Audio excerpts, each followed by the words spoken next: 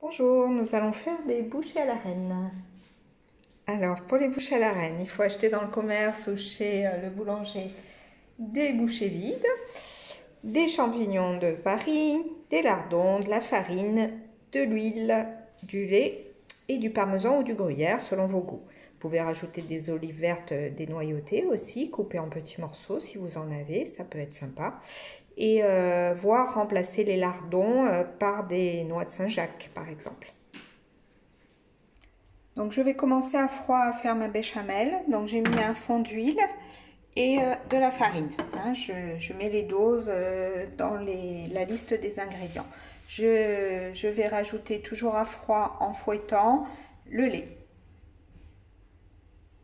Voilà, donc je mélange mon huile avec ma farine. Je m'assure qu'il n'y ait pas de grumeaux. Toujours à froid, hein, je n'ai pas allumé mon feu. Et je vais rajouter progressivement mon lait. Tout doucement au départ, parce que c'est au départ que les grumeaux se forment.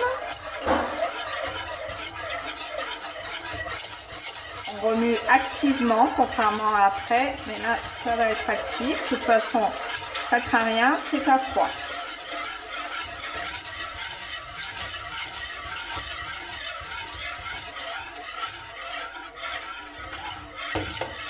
Voilà.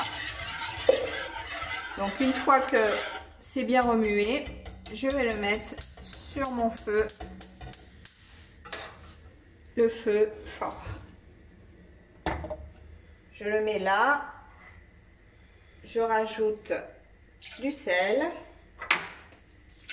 Le sel, je le mets avant parce que le sel a tendance à refroidir les préparations. Hein. Donc vu qu'on va commencer à tourner sans s'arrêter, d'une manière régulière, dans le même sens, jusqu'à obtenir une béchamel suffisamment épaisse.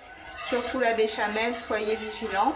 Hein. Dès que vous voyez que ça commence à épaissir, vous baissez fortement le feu, puis vous l'arrêtez pour éviter, parce que ça continue à cuire un petit peu par la suite, et il faut continuer à tourner sans le feu par la suite. Voilà, notre béchamel est prête. Elle commence à épaissir, donc je ne vais pas tarder à éteindre le feu hein, avant qu'elle tourne. Il ne faut surtout pas qu'elle tourne. Donc ça a duré, mais vraiment que quelques minutes, mais régulier. Et donc j'ai baissé un petit peu et là j'éteins complètement. Parce que ça résiste bien dans mon fouet. Donc j'éteins et je continue à tourner jusqu'à que la casserole se refroidisse.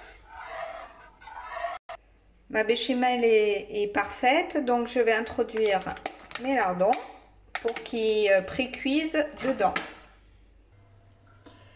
Voilà, donc j'ai rajouté, j'ai mis les lardons au fond, j'ai mis un petit peu de parmesan pour donner un petit goût fromager à la béchamel, mais c'est pas obligatoire. J'ai trouvé des olives dénoyautées, je les ai rincées, je les ai mis. J'ai fait décongeler mes champignons. Attention, si vous prenez les champignons frais, il faudra les faire cuire avant, hein, les faire rissoler avant de les introduire dans la béchamel. Donc j'introduis mes champignons que j'ai égouttés au préalable.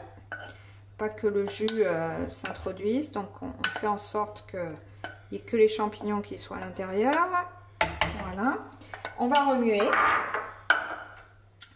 Notre béchamel est prête, hein, est bien fournie, bien remplie. Hein, voilà.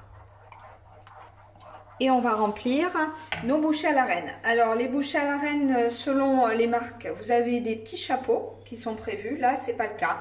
J'ai essayé de décrocher le fond, mais ça se décroche pas. Donc je l'ai plutôt écrasé pour que ça fasse plus de place pour la béchamel.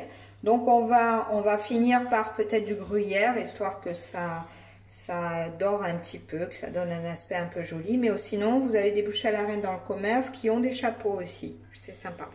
Donc on va les remplir. J'ai rempli mes bouchées. Hein, donc je vais rajouter le gruyère ou le parmesan dessus avant de les enfourner. Comme vous pouvez le constater, il nous reste pas mal de béchamel, mais c'est voulu, c'est-à-dire que ça va être un accompagnement de sauce pour du riz qui pourra très bien accompagner les bouchées à la reine par exemple. Après, si vous comptez faire une salade avec les bouchées à la reine, inutile d'en faire autant, hein, vous pouvez diviser par deux les quantités de la béchamel. Pendant que mes bouchées cuisent tranquillement au four, je vais réchauffer ma béchamel pour qu'elle soit un peu chaude sur le riz quand même. Alors vous pouvez la réchauffer, mais ce qu'il faut faire, c'est tourner avec une spatule en bois pour pas que ça refasse des grumeaux. Et aller la réchauffer vraiment à feu doux. Dès que ça commence à fumer, on éteint et on sert.